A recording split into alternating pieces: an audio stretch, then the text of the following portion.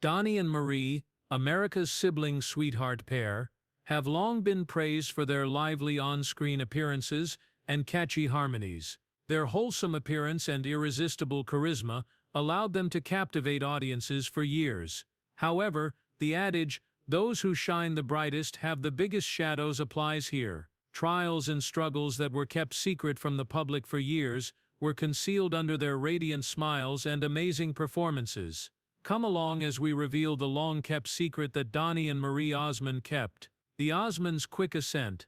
Few names are as well known in the history of music as the Osmonds. The spotlight was born on Donny Osmond, and at the age of 5 he was thrust into the spotlight.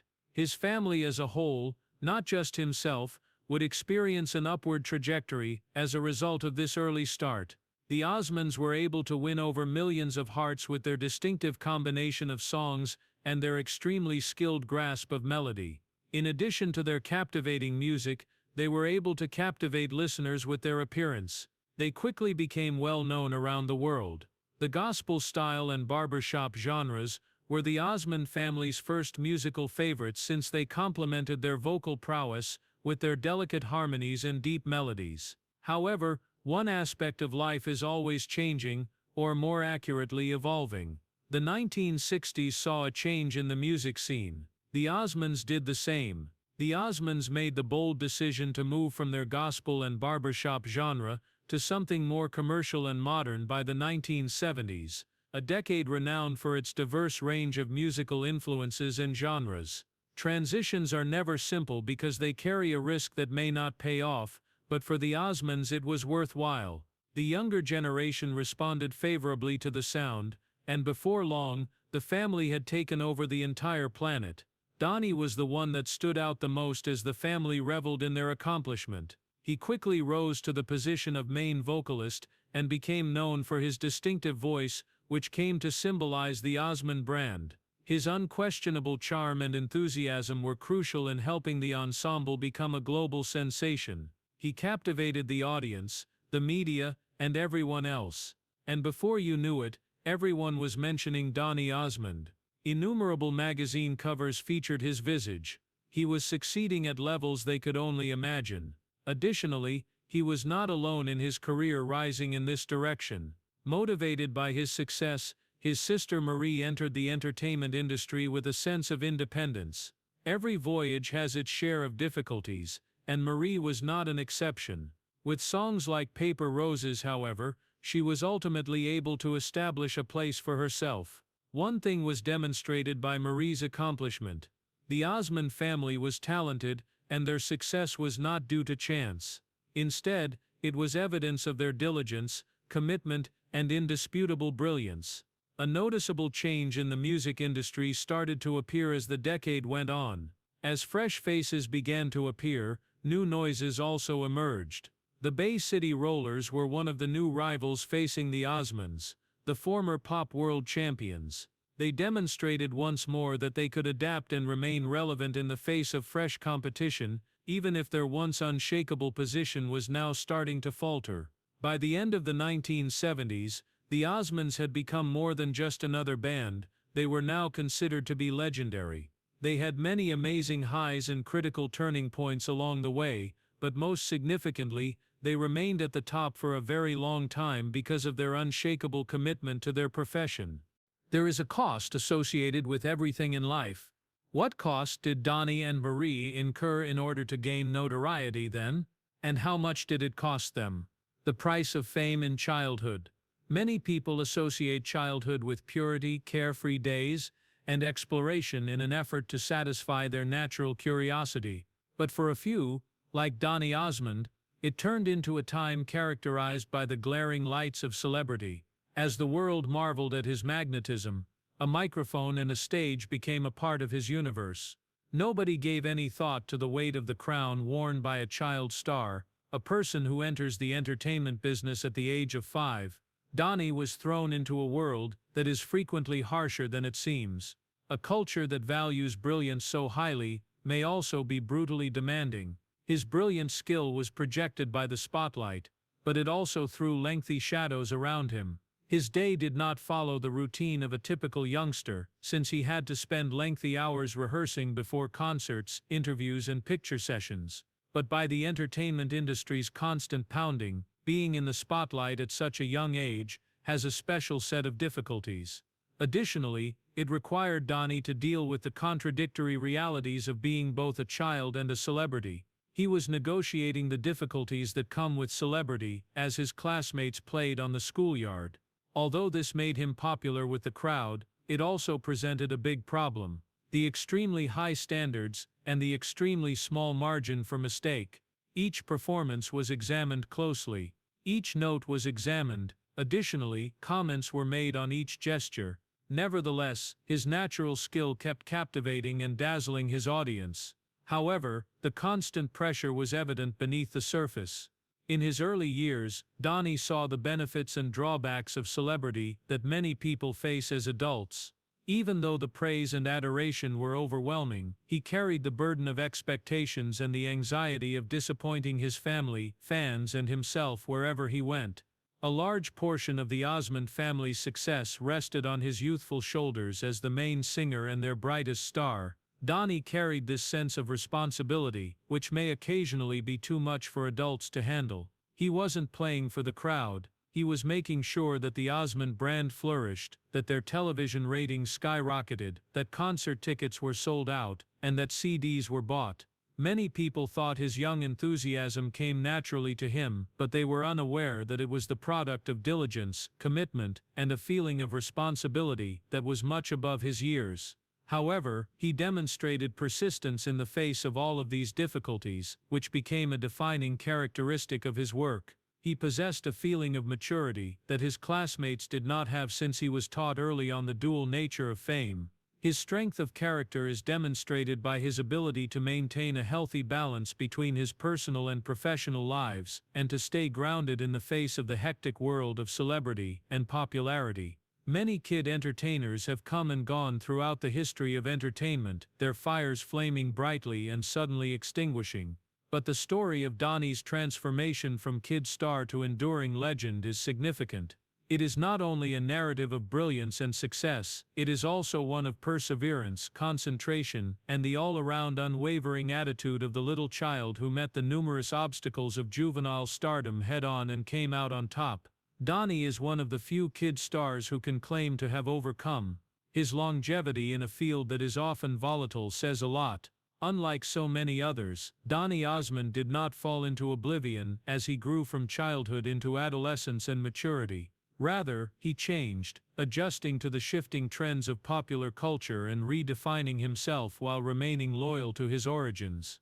In addition to touring and recording music, he dabbled in musical theater, hosted chat shows, participated in reality TV competitions, and even provided the voice of animated movies. He displayed a distinct aspect of his skill in each stage of his career, and demonstrated his ageless significance. Donnie is unique not just because of his skill, but also because of his readiness to accept change and own his weaknesses. He candidly shared his battles with worry and self-doubt, inspiring others going through same experiences. This openness gave his appeal an additional personal element. He never lost the essence of himself, even though he was a lifetime star, a dedicated family guy, a diligent performer, and a person who gracefully handled the turbulence of celebrity. In every way, Donny Osmond's legacy is more than just his notoriety. It is also one of tenacity, change, and a deep dedication to his art that appeals to both new and devoted admirers. Marie's own adventure. The Osmond family gained international renown, and their narrative would not be complete without Marie,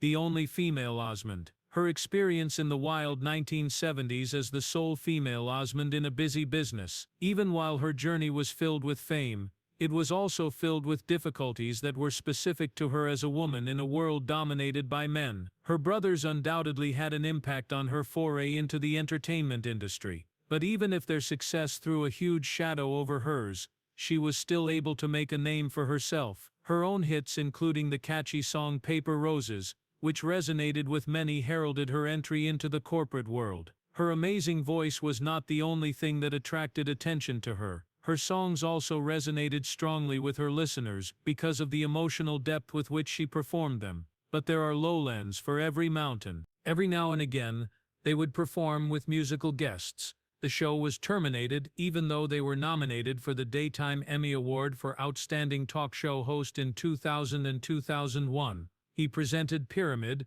2002 to 2004, a syndicated version of the television game show hosted by Dick Clark, for 2 seasons in the United States. In 2007, he hosted Pyramid on Challenge once more in Britain. He received a 2003 Daytime Emmy Award nomination for Outstanding Game Show Host for his work on Pyramid. Alex Trebek received the prize. Donnie is one of 2 game show hosts, the other being Howie Mandel for Deal or No Deal, who present 2 distinct iterations of the same game show in several nations. In March 2007, he made a comeback to ABC as presenter of the Great American Dream Vote, a primetime reality game program. The show was terminated after its first 2 episodes had poor ratings. In 2007, he was the host of Identity, the British game show that aired throughout the day on BBC Two. He and his sister Marie presented the 2008 Miss USA pageant in Las Vegas on April 11, 2008. When his sister Marie was a participant on the 5th season of the American version of Dancing with the Stars in 2007, he was a commentator on Entertainment Tonight for the ABC program. Donnie provided the voice of a recurrent character in the animated television series Johnny Bravo. Additionally, he has appeared as a guest on a number of other television programs, including Hannah Montana, Friends, Diagnosis, and Murder. Alongside his sister Marie, Ozzy, and Sharon Osbourne, he also had an appearance in a Pepsi Twist commercial during the Super Bowl. He co-starred with Joan Collins and Priscilla Barnes in Aaron Spelling's 1982 television film The Wild Women of Chastity Gulch. Alongside his sister Marie, he had an appearance in the 1978 film Goin' Coconuts. Debbie, his future wife, made a brief appearance at the end of the movie, and was credited as Debbie Glenn. Donnie was selected to perform as Shang in Disney's Mulan in 1998. "I'll Make a Man Out of You," he sang. He also played Joseph in the 1999 film adaptation of Andrew Lloyd Webber's Joseph and the Amazing Technicolor Dreamcoat, in which Webber told him that there was no better choice. He performed One Must Be Alone at the closing credits of The Land Before Time in 2002. Journey to Big Water is number 9. He portrayed the pickup vehicle Jackaroo in the Bob the Builder program, Built to Be Wild. In an interview, Donnie said that his role in the college road trip movie and his planned roles in 2 Disney Channel series will bring him full circle since Walt Disney found him and his family. Osmond can be seen in the music video for the song White and Nerdy by Weird Al Yankovic. The song is a spoof of Radine by Chamillionaire. Donnie's part is comparable to Crazy Bones in the first video. Yankovic invited Donnie to participate because, if your video must have a white geeky symbol, who else would you choose? His role as Peacock on The Masked Singer, where he placed second, was made public in February 2019. In March 2019, Donnie appeared as a guest on Kevin Nealon's Hiking with Kevin online series on YouTube. He takes Nealon backstage at the Donny and Marie showroom at the Flamingo Hotel, where he will play that evening, after the 2 hike in the snow at the Sundance Resort in Utah at the beginning of the webisode.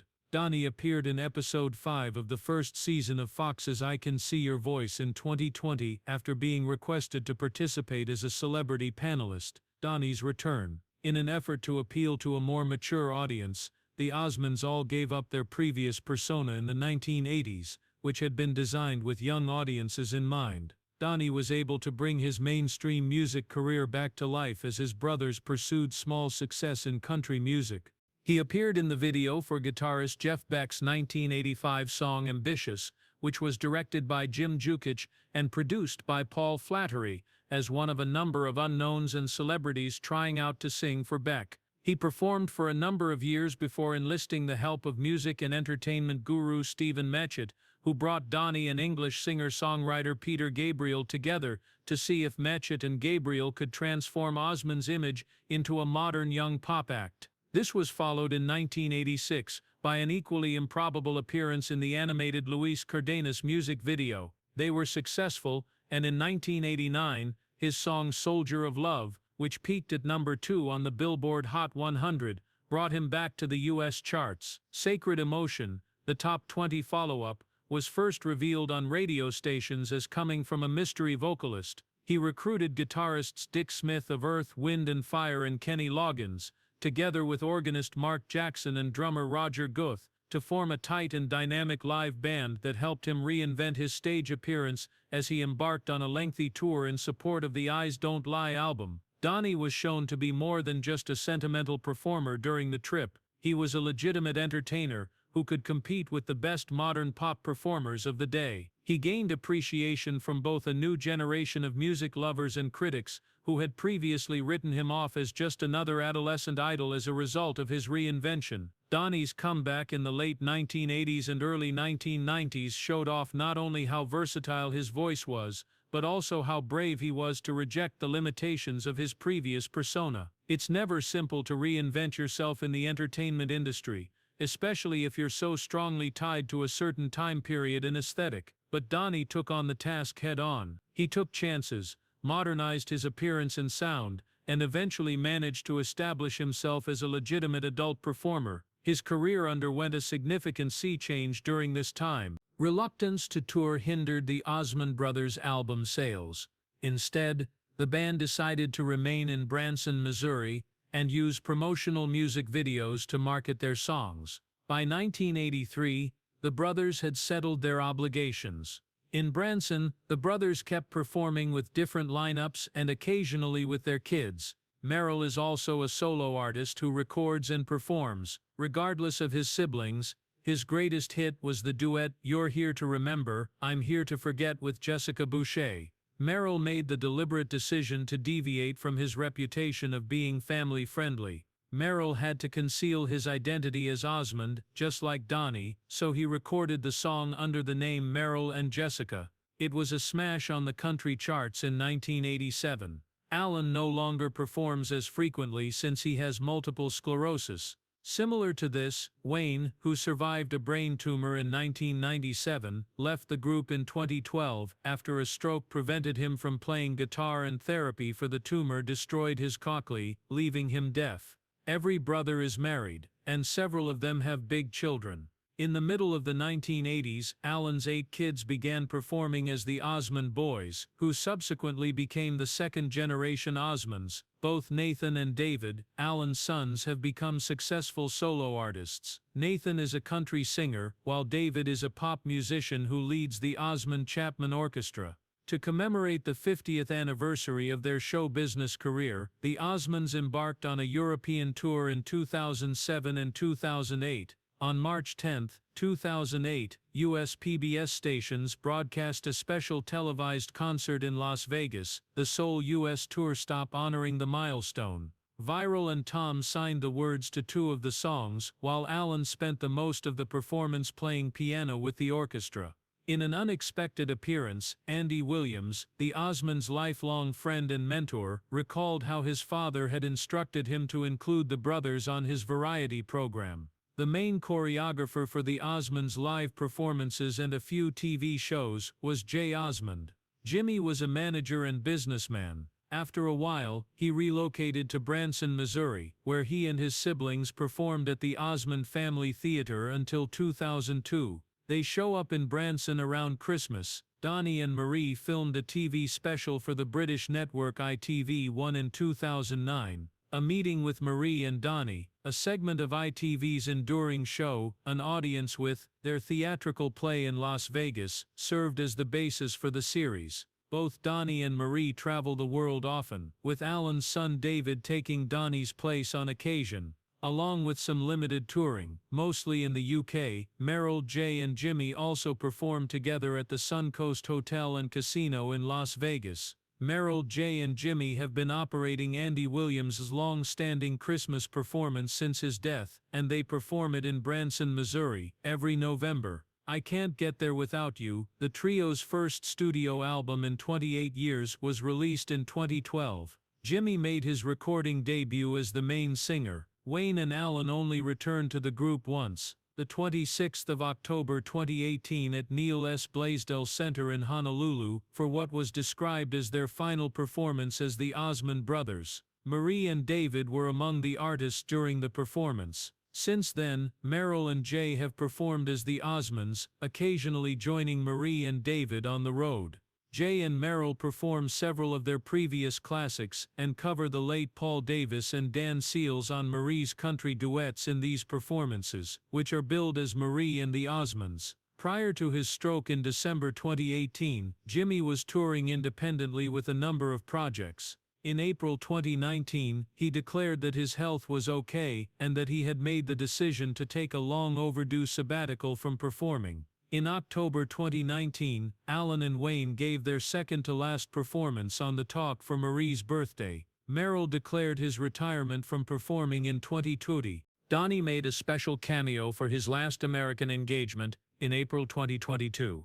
Away from the limelight, Jay will start a residency in Branson in October 2024, alongside Nathan and Donny Osmond. He wed Deborah, née Glens of Billings, Montana, in the Salt Lake Temple on May 8, 1978. Don, Jeremy, Brandon, Christopher, and Joshua are their 5 sons together. The Osmonds have 14 grandkids and became grandparents in 2005. Christopher, a singer as well, had an appearance on Season 2 of the American reality show Claim to Fame, where participants must identify the well-known relatives of their rivals. Christopher made it to the very end, having successfully escaped many eliminations due to the other competitors' inability to discern Donnie's identity. Osmond belongs to the Church of Jesus Christ of Latter-day Saints, or LDS Church, much like the rest of his family. He has said that, looking back, it would have been good to have been able to serve a normal full-time mission. However, at that age, his profession was so successful that everyone, including my parents and church officials, believed he could make a significant contribution to the world by staying well-known, leading a model life, and spreading his views wherever possible. He goes on to express his views in a lengthy section of his website, devoted to letters and comments. Osmond has 2 deaf brothers, Tom and Verl, and a hearing-impaired nephew, Justin. He has discussed his upbringing with his siblings and how they perform together using sign language. Donnie's empathy, compassion, and understanding of the value of accessibility in the entertainment industry were all profoundly impacted by this encounter. A special link was created inside the family while growing up with Verl and Tom, where music was not only something to be heard, but also something to see and feel. It was more than just a gesture when they used sign language in their performances. It demonstrated the Osmonds' dedication to maintaining family harmony and expressing themselves together despite physical constraints. Donnie has frequently mentioned how these early encounters influenced his views on empathy, communication, and the ability of music to break down barriers. In keeping with his brother's heritage and supporting larger initiatives to raise awareness of the difficulties encountered by the hearing-impaired population, he has also contributed to a number of philanthropic projects pertaining to disability awareness and hearing loss throughout the years. Despite his public demeanor, Donnie prioritizes his family and faith as guiding principles throughout his life. He has consistently underlined the value of upholding one's moral character, spiritual foundation, and sense of purpose, despite the glamour of celebrity. His tale is one of devotion, both on and off stage, to the people and ideals that have influenced him as well as to his trade. Marie is struck by tragedy. Osmond wed Brian Blossel at the Jordan River Temple in Utah on October 28, 1986. 5 of Osmond and Blossel's 7 children were adopted. Matthew and Rachel are the 2 biological children they have. Jessica, Michael, Brandon, Brianna, and Abigail are their 5 adopted children. In March 2007, Osmond and Blossel made their impending divorce public. In a joint statement, the parties said that neither party placed blame for the divorce. Osmond claimed to have experienced severe postpartum depression in 1999. Along with Marcia Wilkie and Dr. Judith Moore, she co-wrote a book titled Behind the Smile that details her experiences with the condition. Several U.S. tabloids reported in August 2006 that she had made an attempt at self-harm. Her public relations staff refuted the stories, stating that she had experienced a negative response to a drug she was taking. Michael, the adoptive son of Osmond and Blossel, committed himself on February 26, 2010. According to reports, he struggled with addiction and depression and was in treatment when he was 12 years old. He had no dangerous substances in his system, according to an autopsy. Marie went through a difficult time, but she managed to get through it as always with the support of her loved ones. Thank you for viewing. Make sure to follow us on YouTube and view one of our other captivating videos.